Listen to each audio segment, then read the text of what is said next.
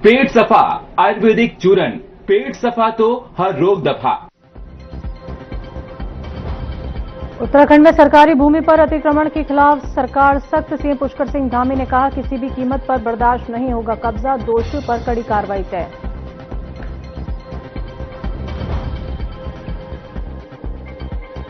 उत्तराखंड में चारधाम समेत मंदिरों में गैर हिंदुओं के प्रवेश पर सियासत तेज। धार्मिक पंचायत ने किया समर्थन। सीएम धामी बोले, मंदिर समितियों के फैसलों का सम्मान करेगी सरकार।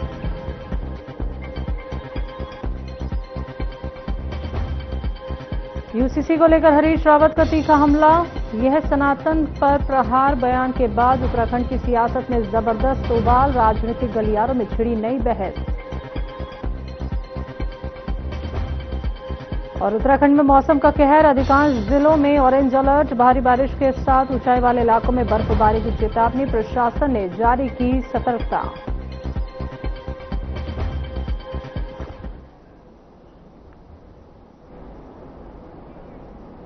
नमस्कार, उत्तराखंड की खबरों में आपका स्वागत है। मैं हूं आपके साथ शैलजा त्यागी। तो उत्तराखंड के सीएम पुष्कर सिंह धामी ने महाराष्ट्र के डिप्टी सीएम अजीत पवार के विमान दुर्घटना में निधन पर दुख व्यक्त किया है। सीएम पुष्कर सिंह धामी ने इस हादसे पर गहरा शोक व्यक्त करते हुए कहा कि अजीत पवार ने समाज के अंतिम पंक्ति में खड़े व्यक्ति के कल्याण के लिए सदैव करुणा, संवेदनशीलता और प्रतिबद्धता के साथ कार्य किया। उन्होंने ईश्वर से प्रार्थना की है कि इस दुखद हादसे में दिवंगत सभी पुण्य आत्माओं को अपने श्री चरणों में स्थान प्रदान करे तथा शोकाकुल परिजनों, सहयोगियों और समर्थकों को ये असहाय दुख सहन करने की शक्ति प्रदान करें। वहीं सीएम की अध्यक्षता में आयोजित उत्तराखंड की कैबिनेट ने भी विमान दुर्घटना में दिवंगत आत्माओं की शांति हेतु 2 मिनट का मौन रखा।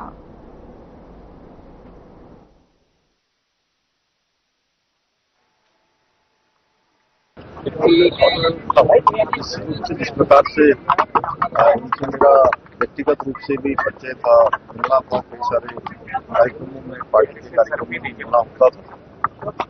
सरलता से मिलना, लोगों से, लोगों के बीच में रहना, सेवा करना और एक लंबा राजनीतिक कैरियर उनका रहा है अभी तक। उन्होंने महाराष्ट्र राज्य में अपनी अनेक पदों पर रहकर अपनी सेवाएं दी। उनका जाना एक बहुत बड़ा स्थान पर है। मैं भगवान से प्रार्थना करता हूँ, भगवान उनके श्री चरणों में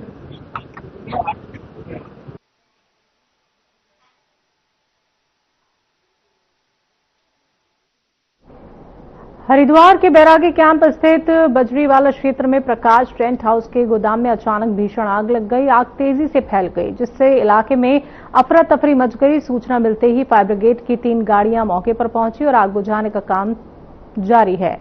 गोदाम में रखे टेंट, कपड़े और फर्नीचर के कारण आग ने विकराल रूप धारण कर लिया। स्थिति को देखते हुए कनखल पुलिस ने मौके पर पहुंचकर क्षेत्र को सुरक्षित किया। आग पर काबू पाने का प्रयास किया गया।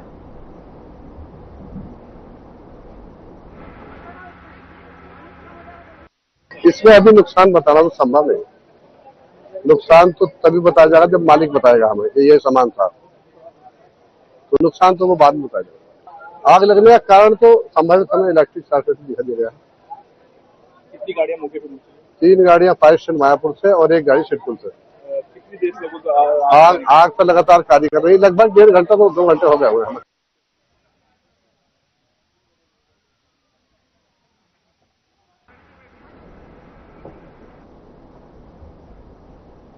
लालकुआं से उठे होमगार्ड विभाग में वर्दी और सामान खरीद घोटाले के आरोपों ने उत्तराखंड की राजनीति में हलचल मचा दी है। कांग्रेस ने इस मुद्दे पर बीजेपी सरकार को कटघरे में खड़ा करते हुए गंभीर भ्रष्टाचार के आरोप लगाए हैं। लालकुआं पहुंचे नेता प्रतिपक्ष यशपाल आर्य ने कहा कि होमगार्ड विभाग में सामने आई गड़बड़ियां सरकार की कार्यशैली को उजागर करती हैं और डीजी होमगार्ड की जांच ने भ्रष्टाचार की पुष्टि कर दी है। उन्होंने आरोप लगाया कि जब पुलिस से जुड़े विभाग में ऐसा हाल है तो बाकी विभागों की स्थिति और भी चिंताजनक होगी।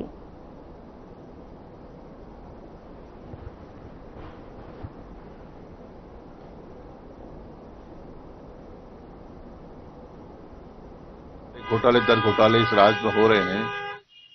सारी सीमाएं लाग दी है। भ्रष्टाचार में यह प्रदेश अग्रिम पंक्ति में खड़ा है और जिस तरह से भ्रष्टाचार पिछले वर्षों में पनपा है, जिससे सरकार और माफियाओं का, भूमाफियाओं का, शराब माफियाओं का, खनन माफियाओं का एक गठजोड़ बन चुका है।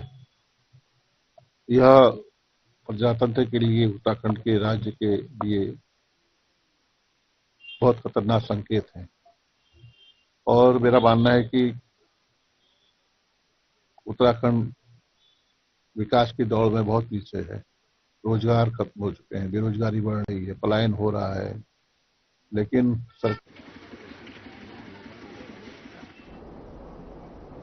सीएम पुष्कर सिंह धामी की अध्यक्षता में उत्तराखंड सचिवालय में कैबिनेट की बैठक आयोजित हुई। इस बैठक में 8 अहम बिंदुओं पर कैबिनेट ने अपनी मोहर लगाई। मंत्रिमंडल की बैठक में सभी मंत्री मौजूद रहे और मंत्रिमंडल के फैसलों की जानकारी अपर सचिव मुख्यमंत्री बशिंधर तिवारी ने दी।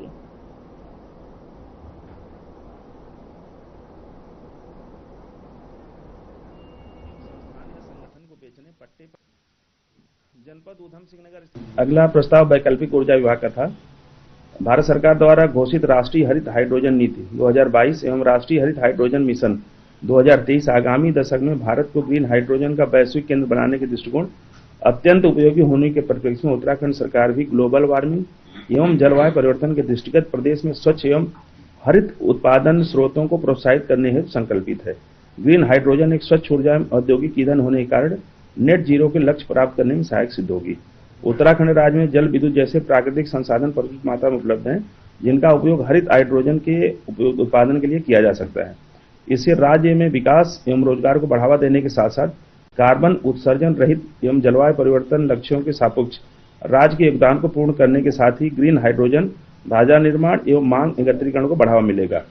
अतः राज्य में हरित हाइड्रोजन उत्पादन को बढ़ावा देने के लिए उत्तराखंड सरकार द्वारा उत्तराखंड हरित हाइड्रोजन नीति 2026 लागू करने के लिए नीति प्रस्तुत की गई थी, जिसे माननीय मंत्रिमंडल ने मंजूरी दी है। लेकिन इसमें जो सब्सिडी है, सब्सिडी कितना दी जानी है, उसके लिए मुख्य सचिव महोदय की अध्यक्षता में एक समिति बनाई है। वो समिति निर्णय करेगी तो सब्सिडी वाला पार्ट फिर अलग से स्वीकृत होगा। ओवरऑल जो नीति है उसको मंजूरी देगी।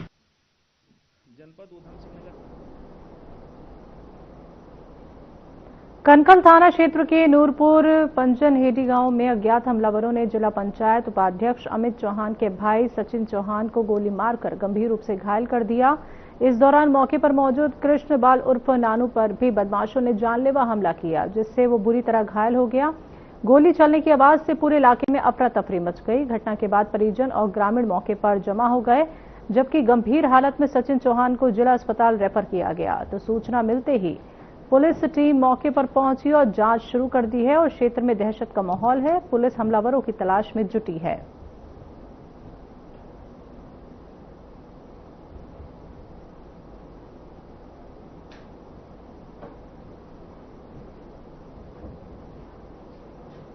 यूसीसी के 1 वर्ष पूरे होने पर जनपद पौड़ी में संस्कृति विभाग के प्रेक्षागृह में भव्य कार्यक्रम आयोजित किया गया। मुख्यमंत्री पुष्कर सिंह धामी ने वर्चुअल माध्यम से प्रतिभाग कर जनपदवासियों को शुभकामनाएं दी और उन्होंने कहा कि समान नागरिक संहिता केवल कानून नहीं बल्कि समानता, सामाजिक न्याय और महिलाओं को न्याय और समान अवसर देने की दिशा में ऐतिहासिक कदम है। तो कार्यक्रम का शुभारंभ विधायक राजकुमार पौड़ी व जिलाधिकारी स्वाति एस भदौरिया ने किया। विधायक ने यूसीसी के सफल क्रियान्वयन की प्रशासन और जन सहयोग का परिणाम बताया।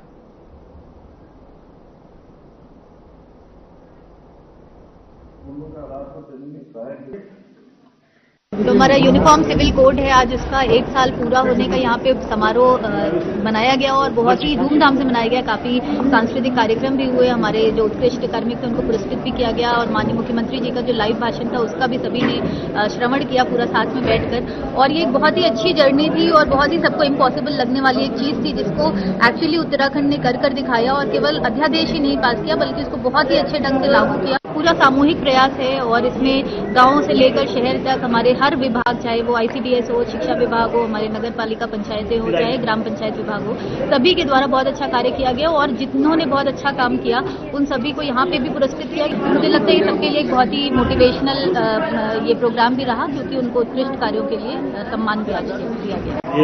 आज मैं अपने आप को भी सौभाग्यशाली समझ बना रहे हैं। और इस अवसर पर जिले में, प्रत्येक जिले में, उत्तराखंड के प्रत्येक जिले में ये कार्यक्रम आयोजित किए जा रहे हैं और सभी अधिकारियों को, कर्मचारियों को धन्यवाद ज्ञापित करता हूँ कि उन्होंने बढ़ चढ़कर इसमें अपना भूमिका निभाई है। बधाई और शुभकामनाएं। दीप ज्योति में नमो। दिनेशपुर थाना क्षेत्र के सुंदरपुर गांव में हैदराबादी सैलून के नाम से जेंट्स सैलून चलाने वाले हाशिम अली पर महिलाओं और नाबालिग लड़कियों को आपत्ति और बजरंग दल के कार्यकर्ता मौके पर पहुंचे, विरोध प्रदर्शन किया और आरोपी को पकड़कर पुलिस के हवाले कर दिया।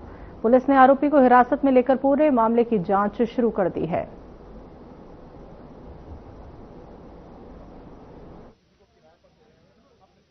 जो इसका हरकत है, इससे पहले भी इसका यहाँ पे आसपास के क्षेत्र में सैलून था, तो वहाँ भी कुछ इसी प्रकार का घटना हुआ था। तो वहाँ से जो आसपास के ग्रामीण लोगों ने इसको भगा दिया था। उसके कुछ महीने बाद जाके इसने यहाँ पे सुंदरपुर गांव में हैदराबादी सैलून करके यहाँ पे सैलून खोला उसने, और करके कुछ ऐसी मानसिकता लेके यहाँ पे बैठा है। तो इसके बारे में हमें आज सूचना मिली कि ऐसा कुछ यहाँ पे विषय बना है। सूचना खैर हमें पहले भी 1-2 महीने पहले मिली थी। हम गाँव में आके यहाँ पे एक बार सचेत करके गए थे, पर आज फिर से सूचना मिली। सूचना मिलने पर हम यहाँ पे आए। आके जब उसका फोन हमने चेक किया, चेक करने के बाद उसके फोन में कुछ हमें ऐसी चीजें मिली, मैसेज मिली, जिस समय कि इसके तरफ से मैसेज जा रखा था महिलाओं के लिए, पर जो हमारी माताओं की तरफ से इसके पास कोई मैसेज नहीं आ रखा था। तो इसी प्रकार की घटना मिली। घटना के बाद फिर हमने यहाँ पे विरोध किया इस चीज का। गांव वाले हमारे साथ थे, उन्होंने हमारा समर्थन किया और उसके बाद पुलिस को सूचना दी। फिर पुलिस आगे अपनी कार्रवाई कर रही है। पुलिस जैसे हमारे सुंदरपुर गांव सुंदरपुर में लगभग 6 महीने से हाशिम अली नाम से किलाखेड़ा का एक बंदा है, वो हैदराबादी सैलून नाम से यहाँ सैलून चलाता था। आज बजरंग दल और हिंदू संगठन के हमारे युवा साथियों द्वारा ये यहाँ उनके सैलून में विजिट के लिए आए, तो देखा गया है कि उनके फोन में देखा गया कि कई महिलाओं, हमारी बेटी बहू को मैसेज करता है। उनके गैलरी में उनका फोटो भी है। कई बहू के, हमारे हिंदू बंगाली, उनके फोन में फोटो पाया गया है। तो इसी के विरोध में आज ये सब लोग एकत्र हुए हैं। मामला यही है। खटीमा में व्यापार मंडल चुनाव को लेकर प्रांतीय उद्योग व्यापार मंडल द्वारा तय कार्यक्रम के अनुसार नामांकन की प्रक्रिया संपन्न हो गई है। मुख्य चुनाव अधिकारी अनिल बत्रा, दिनेश अग्रवाल एवं रमेश अग्रवाल की देखरेख में नामांकन प्रक्रिया शांतिपूर्ण संपन्न हुई। आपको बता दें कि अध्यक्ष पद हेतु नगर के प्रमुख व्यापारी रवीश भटनागर, अमन अरोड़ा एवं दवा व्यवसायी टीडी कांडपाल ने ताल ठोकी है। वहीं अध्यक्ष पद पर मुकाबला त्रिकोणीय होने की संभावना बन रही है। वहीं व्यापार मंडल चुनाव के मुख्य चुनाव अधिकारी अनिल बत्रा ने बताया कि अध्यक्ष पद पर 3, महामंत्री पद पर 5 तथा कोषाध्यक्ष पद पर 3 नामांकन पत्र भरे गए। तो 4 फरवरी को सुबह 9 बजे से 2 बजे तक मतदान होगा। इसके उपरांत मतों की गणना कर चुनाव परिणाम घोषित कर दिया जाएगा।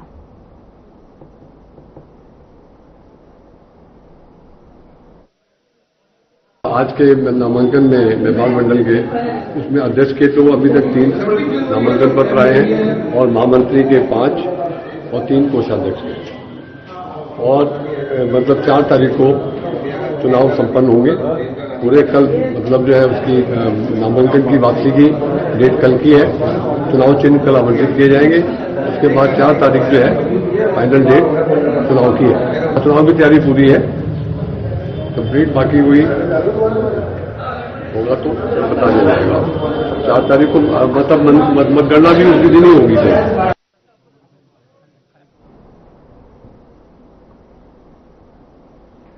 उत्तराखंड सरकार प्रदेश में यूसीसी लागू होने का 1 साल पूरा हो चुका है। ऐसे में बीजेपी प्रदेश प्रवक्ता नवीन ठाकुर का कहना है कि प्रदेश सरकार जिस तरह का ऐतिहासिक फैसला 1 साल पहले यूसीसी लागू करके लिया था, उसका सभी को फायदा पहुंचा है, बल्कि इस कानून ने देश में एक नजीर पेश की है।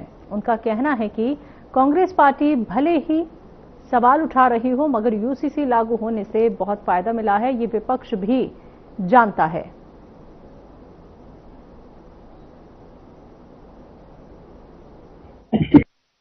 सबसे पहले तो आज आप सबको यूसीसी उत्तराखंड में लागू हुए 1 वर्ष हो गया। इसके लिए बहुत बहुत बधाई और शुभकामनाएं। उत्तराखंड की देवतुल्य जनता को मैं बधाई देता हूं इस ऐतिहासिक पल की, इस ऐतिहासिक क्षण की, कि आज इस ऐतिहासिक निर्णय को 1 वर्ष हो गया। आदरणीय पुष्कर सिंह धामी जी का बहुत बहुत धन्यवाद। देखिए, कांग्रेस के पास तो कोई मुद्दे हैं नहीं। कांग्रेस पूछ रही है कि हासिल क्या हुआ। अरे भैया, उनसे पूछिए जिनको जो है इस समान नागरिकता के लागू होने के बाद जो है सम्मान से जीने का अधिकार मिला। आज इस प्रदेश में सबको सम्मानजनक जो है एक कानून मिला है और सबका सम्मान अधिकार मिला है। तो वो जनता बता रही है कांग्रेस को तो हमेशा से जो है केवल एक वर्ग की चिंता रही है, केवल तुष्टीकरण की राजनीति कांग्रेस ने की है। लेकिन आज जो है उत्तराखंड का प्रत्येक नागरिक प्रफुल्लित है, उनको जो है जब इस प्रदेश में पहला राज्य बना और ये कानून मिला।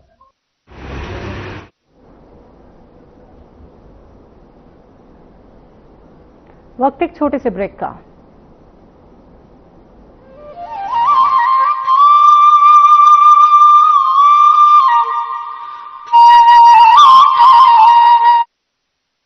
कुछ लोग खाते पीते तो बहुत बढ़िया हैं, पर फिर भी उनकी सेहत नहीं बनती।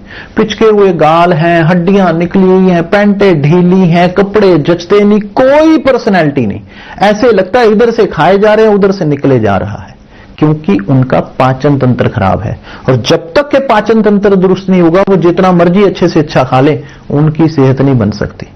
इसलिए हमारी संस्था सन्यासी आयुर्वेदा ने एक ऐसी दवा का निर्माण किया है जो कि आपके लिवर को, आपके पाचन तंत्र को दुरुस्त करने का काम करती है, ताकि आप जो भी खाएं उसका पूरे का पूरा निचोड़ आपके शरीर को लगे, आपकी भूख बढ़े, खाया पिया सही से लगे, नया खून बने, हड्डियों में जान आए, वजन बढ़े और आप मोटे तगड़े खूबसूरत पर्सनैलिटी के मालिक बन जाएं।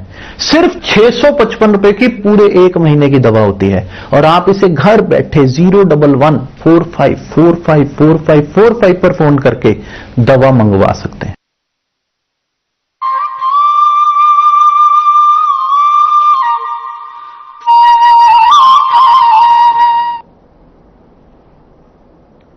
बढ़ते अगली खबर की तरफ। यूसीसी दिवस के दिन सीएम धामी ने कहा कि कई लोगों ने यूसीसी और लिव इन रिलेशनशिप का दुष्प्रचार किया था।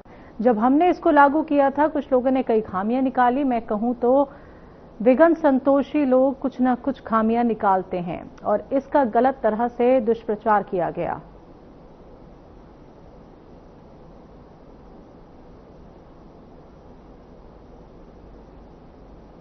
से निवेदन करूंगा। देखिए, लिव इन रिलेशनशिप और समान नागरिक संहिता जब हमने लागू की थी, तो कुछ जो मैं कहूं कि विघ्न संतोषी लोग कोई न कोई खामियां उसमें निकालते हैं। उन्होंने इस प्रकार का एक दुष्प्रचार लोगों के बीच में शुरू किया था कि इससे यहाँ का मूल निवासी कोई हो जाएगा। मैं बताना चाहता हूं कि कोई मूल निवासी नहीं होने वाला है। समान नागरिक संहिता से मूल निवास से कोई भी लेना देना नहीं। उत्तराखंड में सरकारी भूमि पर अतिक्रमण को लेकर चल रहे अभियानों के बीच मुख्यमंत्री पुष्कर सिंह धामी ने सरकार का रुख साफ किया है। उन्होंने कहा है कि किसी भी कीमत पर सरकारी जमीन पर अतिक्रमण बर्दाश्त नहीं किया जाएगा और दोषियों के खिलाफ सख्त कार्रवाई की जाएगी।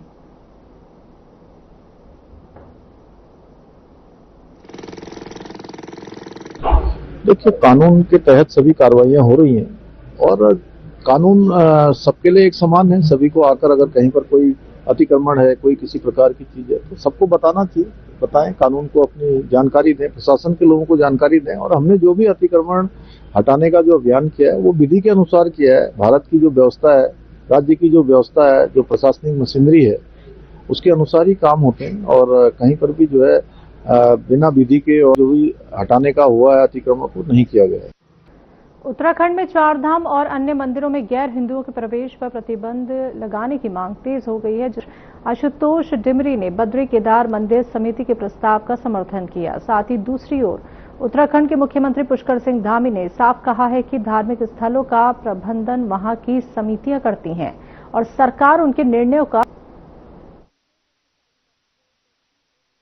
देखिए, उसमें हमारा बहुत स्पष्ट मत है। पहले से ही हमने कहा है कि चूंकि जितने भी ये धार्मिक स्थल हैं, जो भी हमारे पौराणिक स्थल हैं, हमारे देव स्थान हैं, इन स्थानों को देखने वाले, उनका संचालन करने वाले वहाँ के हमारे जो धार्मिक संगठनों के लोग हैं, तीर्थ सभा के लोग हैं, गंगा सभा के लोग हैं, केदार सभा के लोग हैं, बद्री केदार मंदिर समिति के लोग हैं, हमारा पूज्य संत समाज है, वो सब जो भी, चूंकि वही उसका संचालन करते हैं, उसमें राय होगी या जो उनका मत होगा उसके अनुसार के पहले समय में कुछ कानून भी बने हुए हैं, हम उन कानूनों का भी अध्ययन कर रहे हैं, उसके आधार पर हम आगे।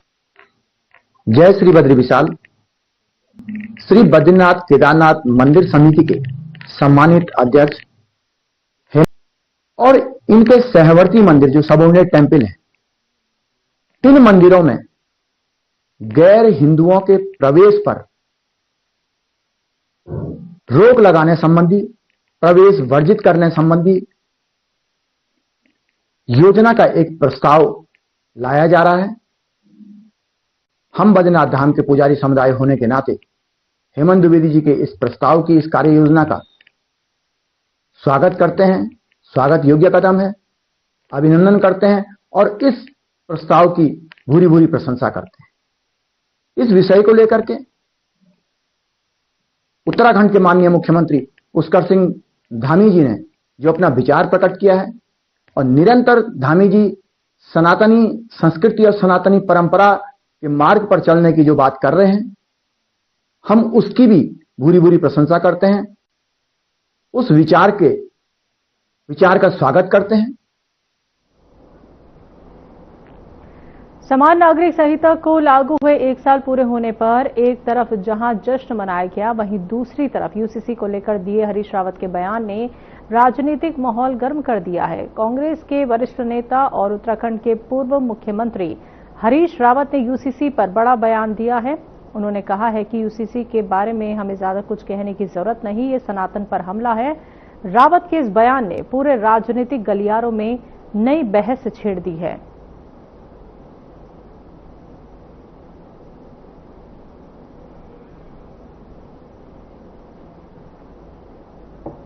उत्तराखंड के विभिन्न जनपदों में ऑरेंज अलर्ट जारी किया गया है। इसके तहत अल्मोड़ा, बागेश्वर, चमोली, चंपावत, देहरादून और आपको बता दें हरिद्वार, नैनीताल, पौड़ी, पिथौरागढ़, रुद्रप्रयाग, टिहरी और यूएस नगर के अंतर्गत आने वाले क्षेत्रों जैसे रुड़की, लक्सर, ऋषिकेश, मसूरी, श्रीनगर, कोटद्वार, हल्द्वानी, रुद्रपुर, लोहाघाट, साथ ही 2500 मीटर और उससे अधिक ऊंचाई वाले स्थानों पर हल्की सी मध्यम बारिश और बर्फबारी होने की प्रबल संभावना है।